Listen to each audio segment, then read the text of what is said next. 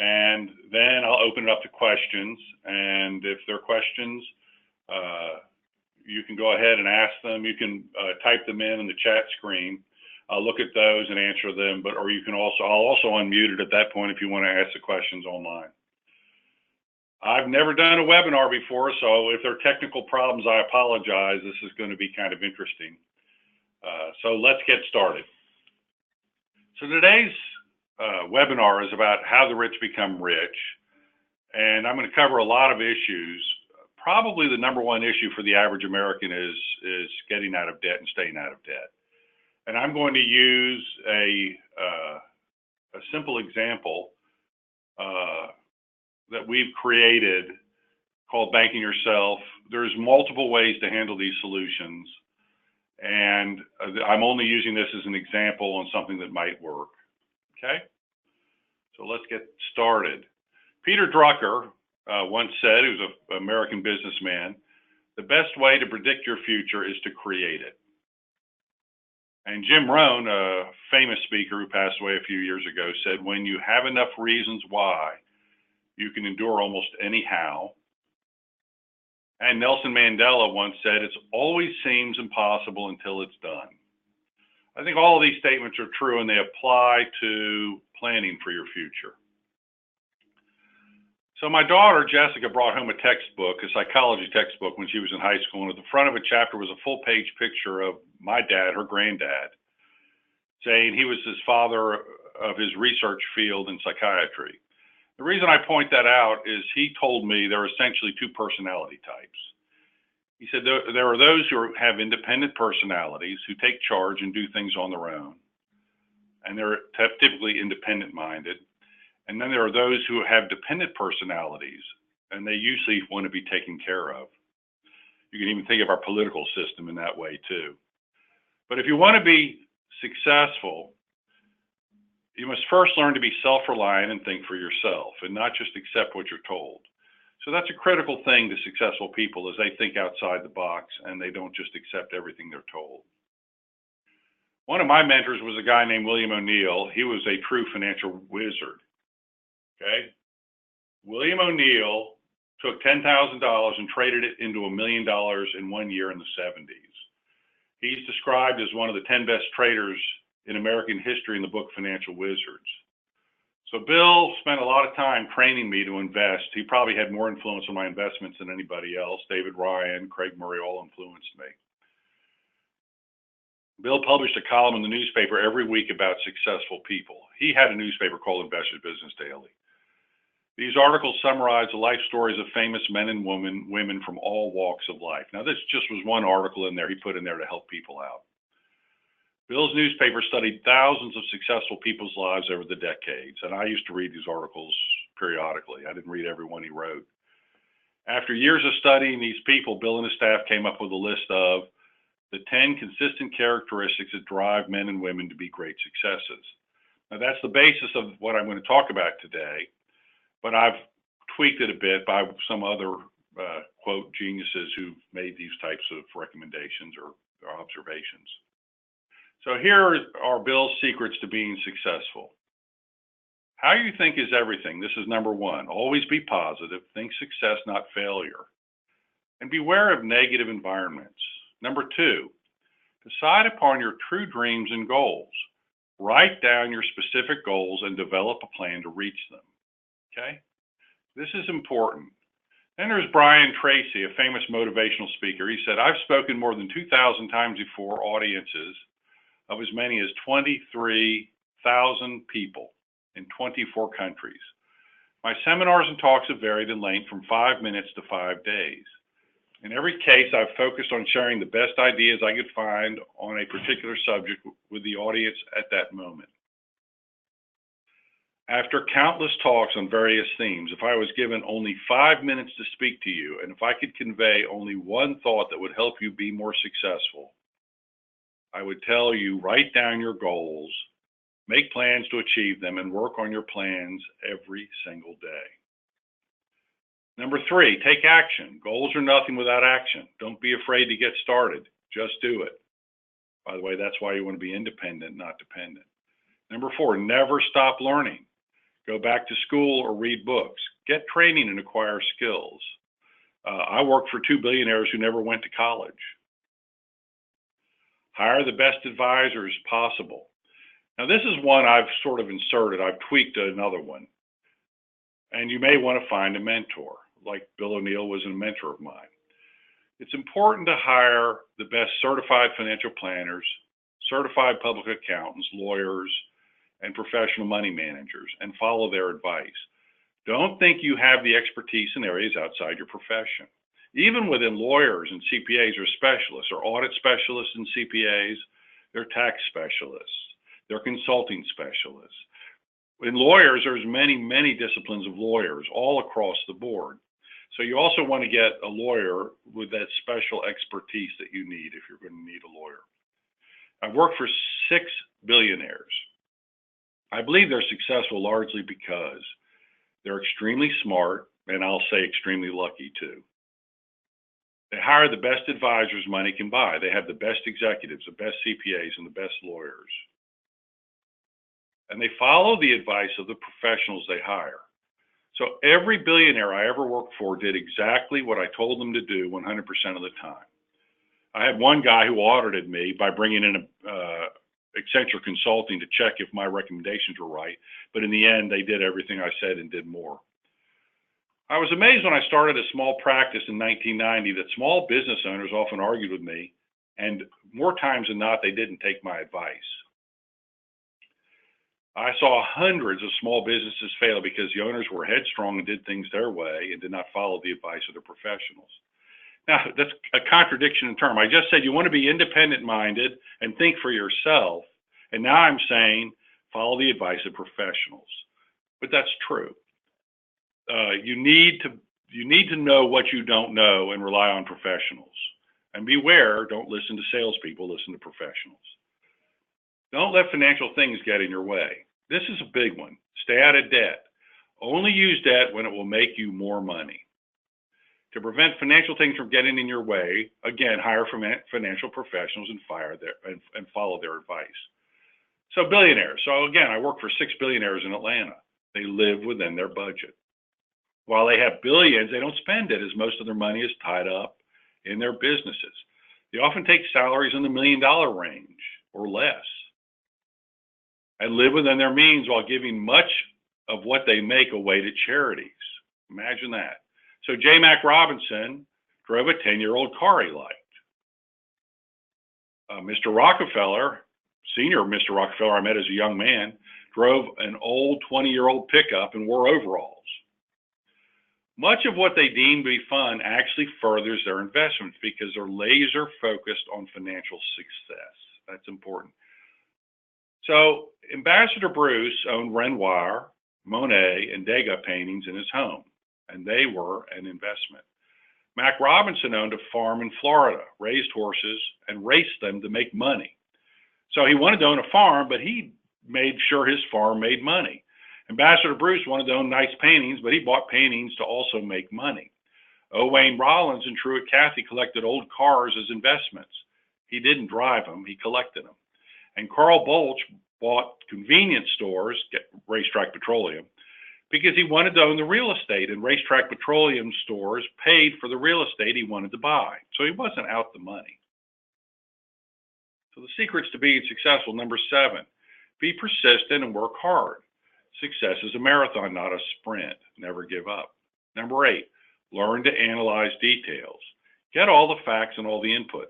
Learn from your mistakes. Thomas Edison once said, "I've not failed. I've just found 10,000 ways that won't work." Thomas Edison, he must have invented 500 light bulbs before he got one that lasted, long enough to sell.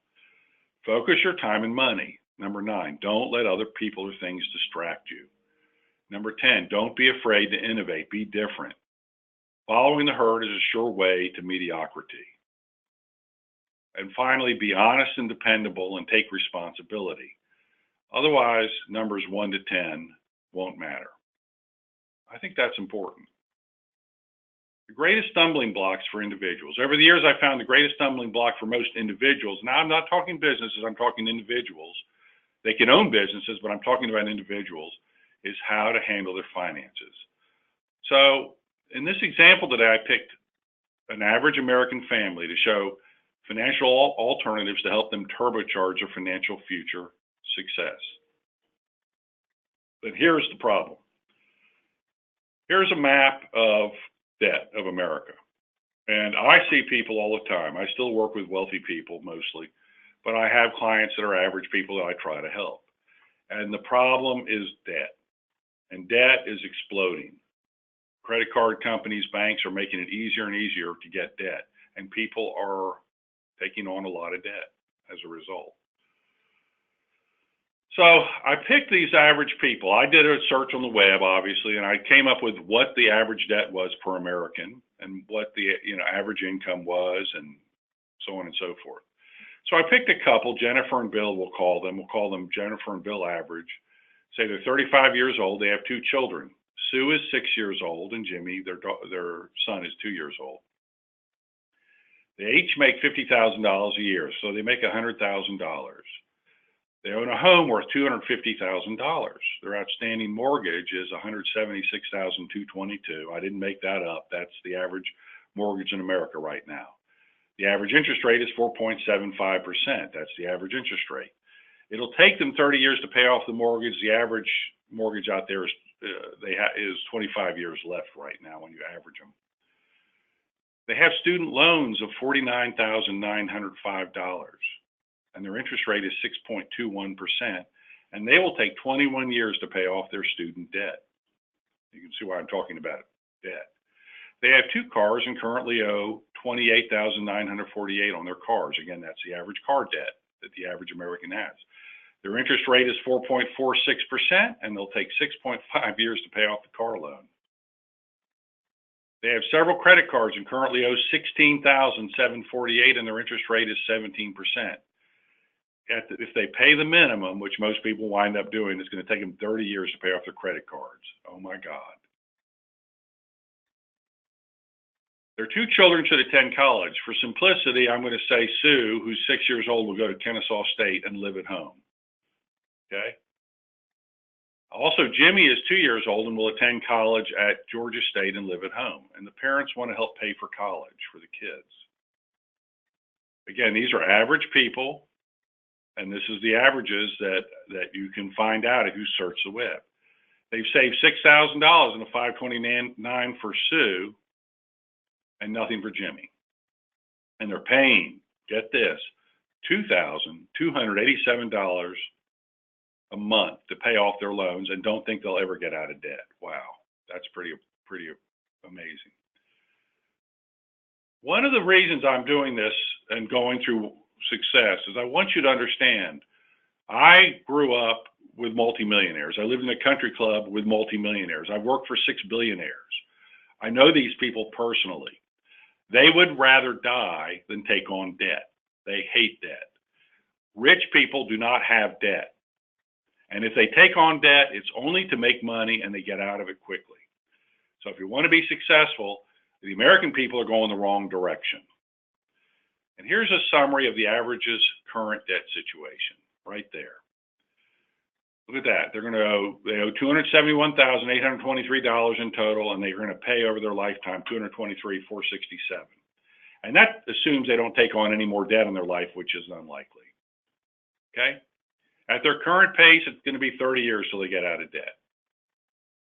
Again, $223,000 in interest on top of $271 in debt. They're going to pay $500,000.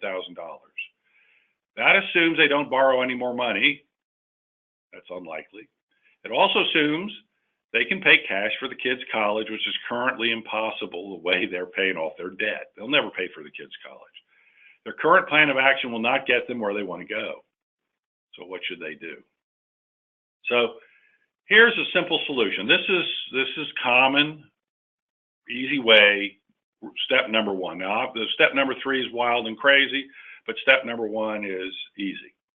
So the first thing they need to do is determine what's the minimum they owe on all of their debt, and then start paying just the minimum on everything that they owe, okay?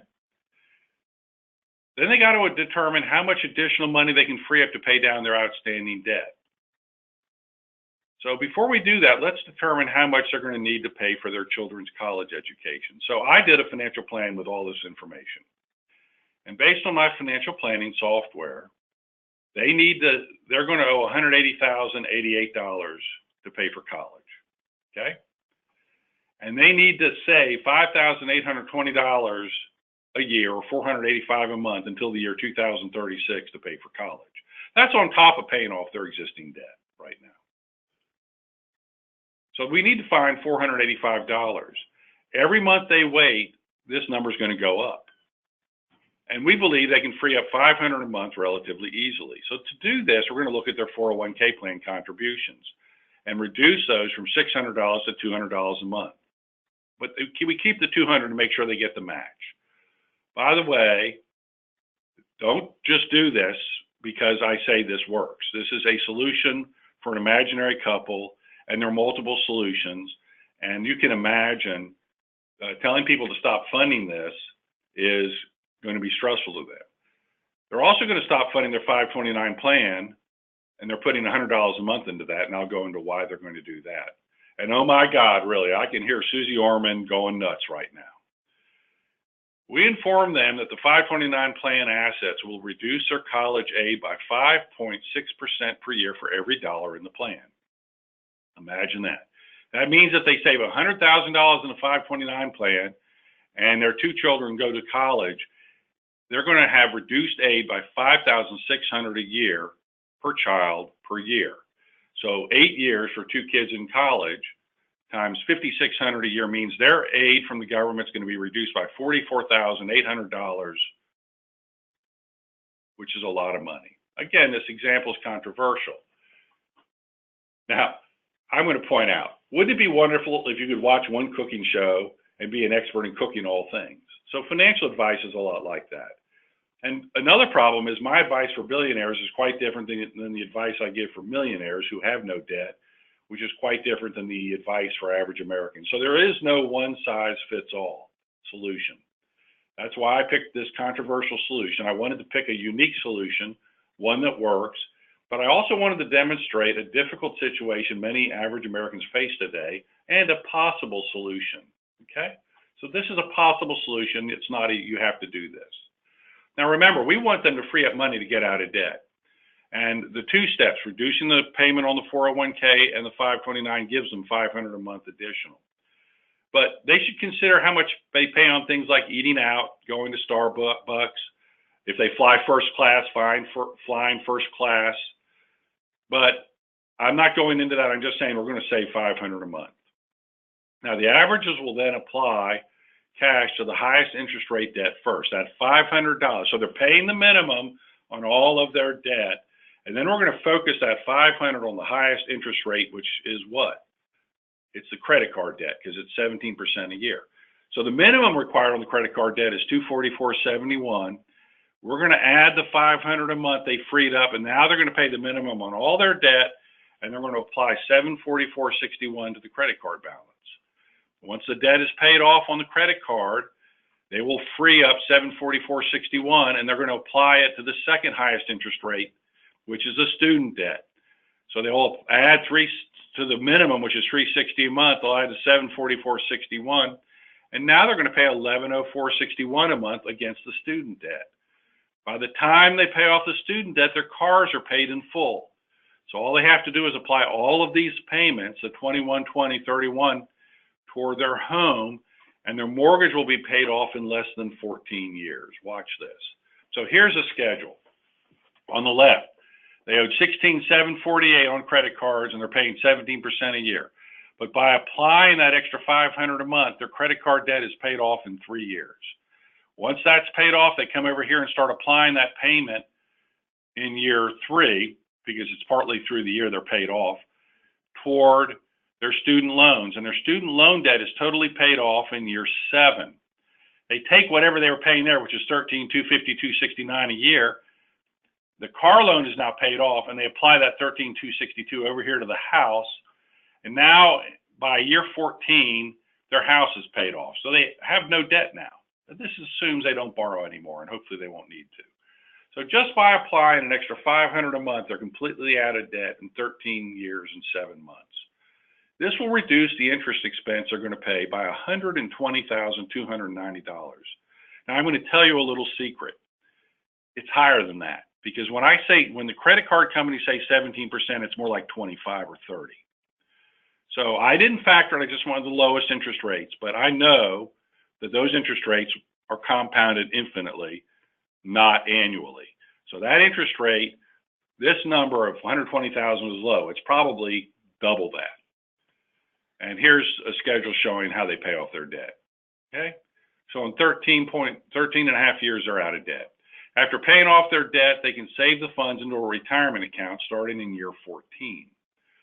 So the current savings program has them paying $3,000 a year, which is what they are currently doing, into a 401k plan. So this example picks up beginning balance is $48,428, because we assume they've been paying $3,000 a year. Nobody's helping them or revising them. They just continue doing what they've been doing. And by the time they're 66, they've got $170,000 saved in this plan that they're currently doing. But they're still paying their debt, so they still have no money. Now, the proposed savings program, they don't start saving until they're 49 years old. And look at this. By the time they're 66, they've got $613,000 saved. Now, again, I'm using average interest rates of 5.19% a year, which is what 401ks have grown at over the last so many years. I'm not trying to say the interest rates are high or low. It doesn't matter, because these are comparative and assuming the same interest rates, okay? But this just shows, this goes against logic, and that's why I use this as an example. This is contrary to popular opinion. Paying off debt first isn't always the best thing to do, but in this case, we did that. Now, I'm going to add in a step 3. Step 3 is bank on yourself. Banking yourself is a unique life insurance program, and I'm going to go in how this works. It's a banking yourself policy serves several purposes. The policy will grow at the same rate it would have grown even if you borrow money out of the policy, since you borrow from the company, not your policy. These companies are called non-direct recognition policies, okay? And there's only 5 of these companies that you can use in America out of thousands of insurance companies. So if you don't know who these companies are, you're not going to find them. It also provides life insurance access to the life insurance for long-term care needs if the money is needed due to sickness or illness when you get old. It grows without tax. You can borrow the money out without tax, and when you die, it goes to heirs without tax. And by purchasing a policy, you own the company, and you receive dividends that help your policy grow faster. So let's look at, I just did this on Jennifer's life. I'm trying to keep this simple. I didn't deal with her husband. So I calculated how much life insurance she needed in the financial plan. She needs $940,000 in life insurance, okay? How did I come up with that? Well, over her and her husband's life, they're going to spend $2.3 million. If she died tomorrow, her husband's going to bring in $1.5 million. He's going to be $789,000 short. He has $272,000 in debt. He's got $21,000 in assets to offset the debt, and he has $100,000, and she has $100,000 in life insurance on her life. So she needs another $940,000 in life insurance. And I'm just going to skip through this. That's what that says. Okay. And the question is will the $100,000 cover that? And obviously it won't. Now the policy I did, we had illustrated, only gives her $440,000 in life insurance, because I'm less worried about the policy. I'm more worried about the growth of the cash value. So she does get some insurance. She's going to be short. She probably needs to supplement this with a term policy, okay? And her husband needs to buy a term if we don't do something like this for him. Now, banking yourself is a robust life insurance policy that offers a variety of benefits. And again, few people have heard of this. Jennifer owns the company. If she saves $6,000 a year in a bank account she doesn't own, given the model, she pays in $181,258. She invests at 0.1% a year, pays taxes on it. She'll have a gain of $31,904 over her lifetime.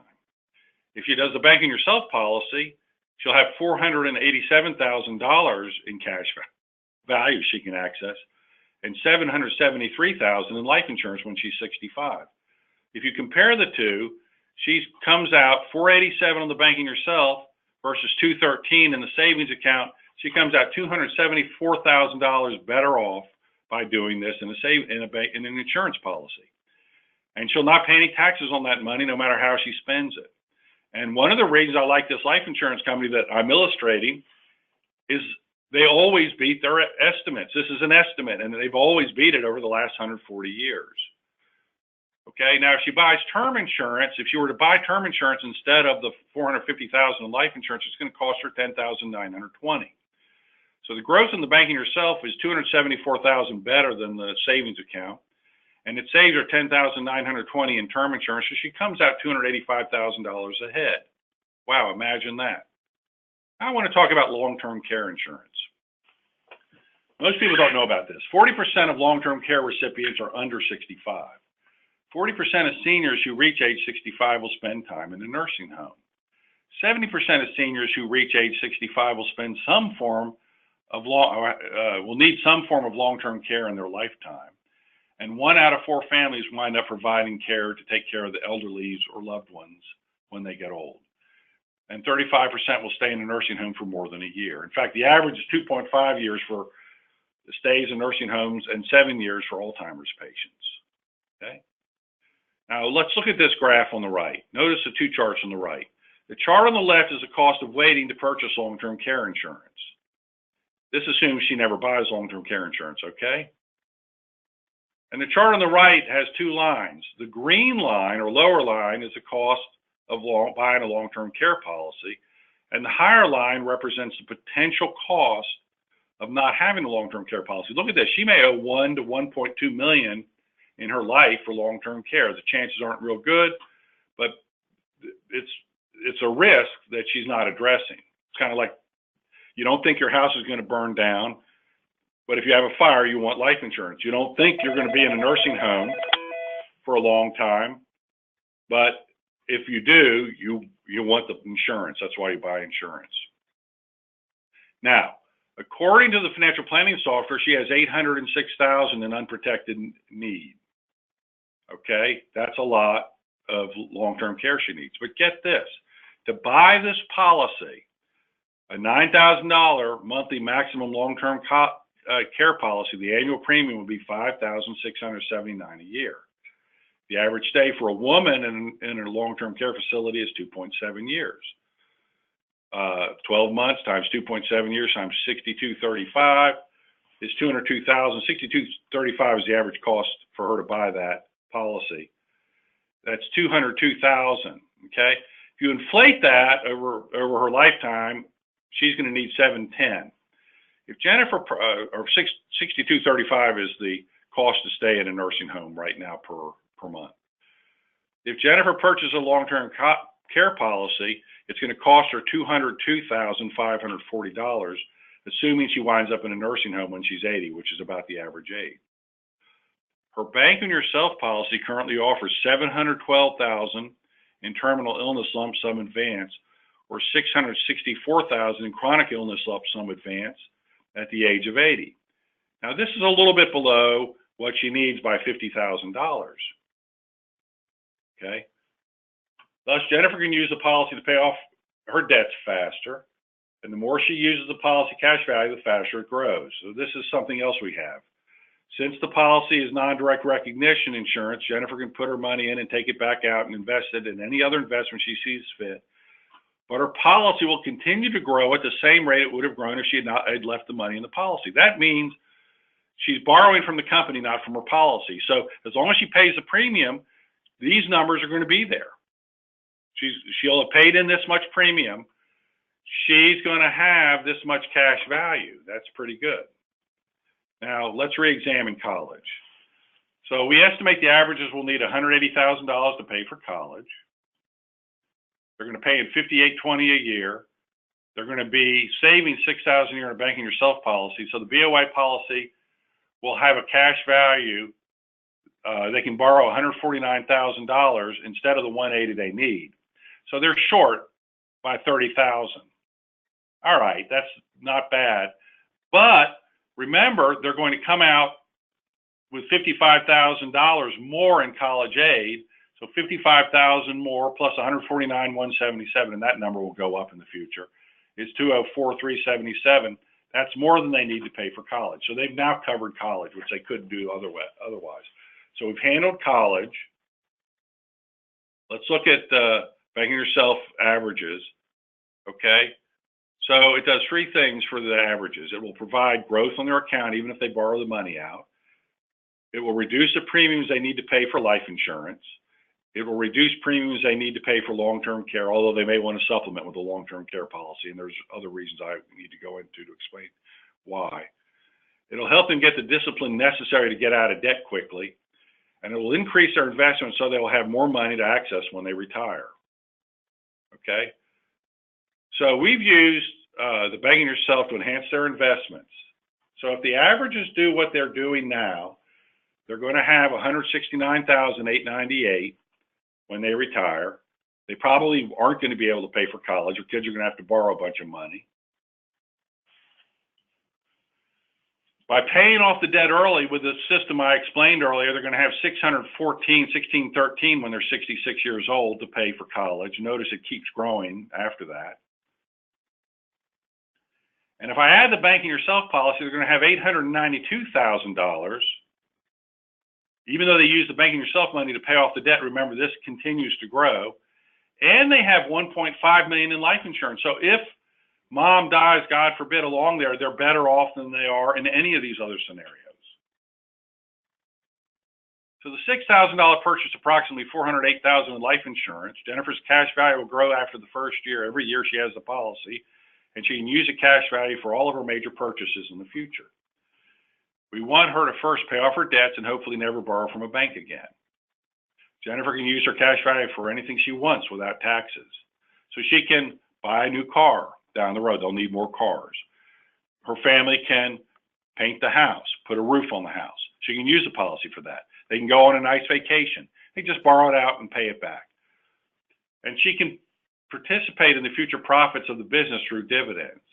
And if the company is more profitable than expected, and these companies always have been in the past, she'll receive more money in the future than estimated. So now the averages have a plan that can get them out of debt, help them pay for college, and help them with their retirement. Now they need to monitor their plan over the years, and as their lives change and evolve, they need to reevaluate their plan to make sure they're on track to be successful for reasons that are important to them.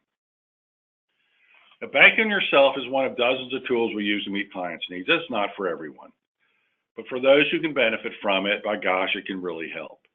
Yes, it's whole life insurance, and yes, life insurance is expensive. But not having life insurance can be a disaster for your family members if you die. The standard belief that term is the best answer is not always true. You should know that by now. This is true about all the financial tools we use. Many of these tools you've heard of, some of them you haven't heard of. But few know how to properly use these tools to improve their financial future, and that's what we do. Just because you have a frying pan doesn't make you a great chef. And that's what we see. People buy these tools and don't know how to use them and misuse them, and then aren't happy with them. It's kind of like buying a pickup truck, okay? Most people can save money by purchasing a sedan instead of a four-wheel drive pickup. That's why Clark Howard says never buy a pickup truck. But some people need a four-wheel drive pickup truck, like my uncle, the builder. He needed a pickup truck to haul his tools and his supplies, and he needed a four-wheel drive pickup truck to get out of the mud because he got stuck all the time around the houses. So the financial plan for the averages is an example and is not indicative of what will work for you. Again, the purpose of this example is to demonstrate one way to pay down debt in the most expedient manner possible, how to eliminate the extra interest most people pay in their lifetimes to banks, and convert that interest into a money-making machine. The Banking Yourself policy was added to illustrate that in certain circumstances, employing clever financial tools can increase wealth. And we recommend you don't do this on your own. Hire a professional to help you with these decisions and follow their advice if you want to be successful. Again, always hire professional advisors, the best CFPs, CPAs, lawyers, and chartered financial analysts, and follow their advice. Another problem is most individuals can't tell the difference between financial salespersons and professionals. You've seen that commercial for CFPs. He's a disc jockey. He's a CFP. Don't use a disc jockey. And brokers are disc jockeys. They go through a sales course. They don't know how to advise people. Now, traditional financial services models are, okay, you go out and you hire these people and you coordinate the advice between them. It's a difficult job for the average individual. That's why we have a deliverables team. Our deliverables team is made up of professionals we have vetted. The people we work with have the following characteristics. They're competent. They've demonstrated they have the necessary expertise to perform their tasks at exceptional levels. They're honest. They always act in their clients' and our clients' best interests. Otherwise, we will not work with them. And we have some insurance agents and non-professionals we work with that we've determined are very competent and honest. Again, there are always exceptions to the rules. So, in summary, how you think is everything. Always be positive. Think success, not failure. Beware of negative environments. Decide upon your true dreams and goals. Write down your specific goals and develop a plan to reach them. We have a process for helping people come up with plans. If you're interested, we send a book called Values-Based Financial Planning, and we go through a roadmap, which helps people determine where they are and what they have to do to achieve their goals and why those goals are important to them. Okay? And if for some people, not all people, they want us to prepare an entire comprehensive lifetime written financial plan for them, and we're happy to do that. Take action. Goals are nothing without action. Don't be afraid to get started. Just do it. Never stop learning. Go back to school or read books. Get training and acquire the skills you need to be successful. Be persistent and work hard. Success is a marathon, not a sprint. Never give up. Stay out of debt. Only use debt when it will make you more money. Hire the best advisors possible. You may even want to hire a mentor. Or most people will help you for free and follow their advice. Learn to analyze details.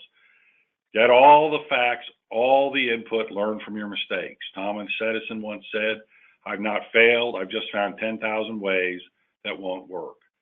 Focus your time and money. Don't let other people or things distract you.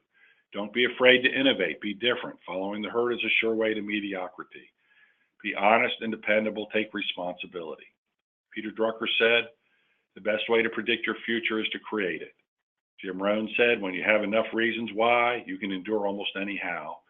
And Nelson Mandela said, "It always seems impossible until it's done." Banking yourself. If you're interested in learning more about banking yourself, you can go to www.findoutmorenow.com. Put in the code CM44.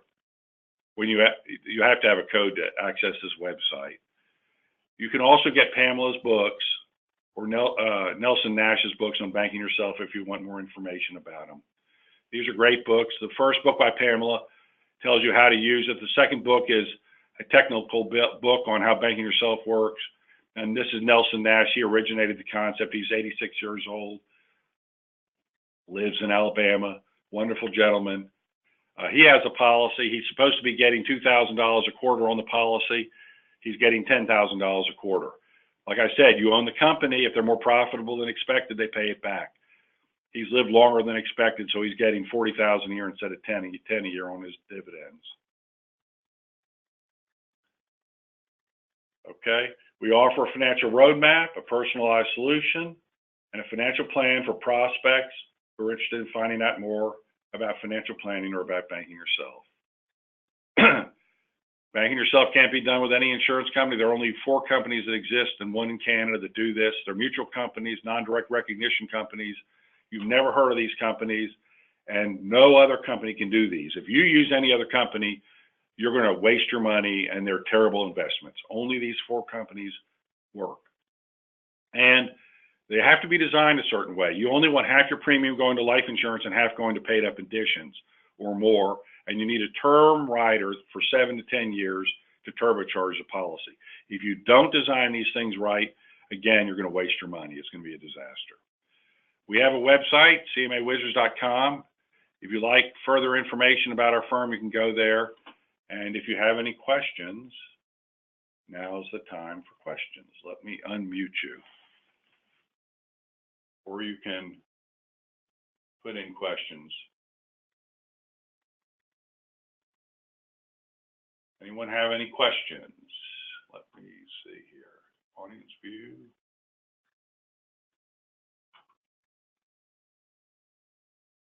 All right, I've unmuted everybody on the phone, hopefully. If you'd like to talk, you can talk, I think, or you can just type in a question you have. And if you don't have any questions, we can hang up the phones. And right now, I don't see any questions. Anyone have any questions?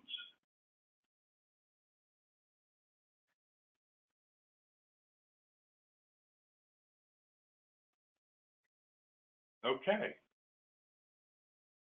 Well, I appreciate your all's time today. I don't see any questions. Thank you very much for attending. And I wish you a great day. All right.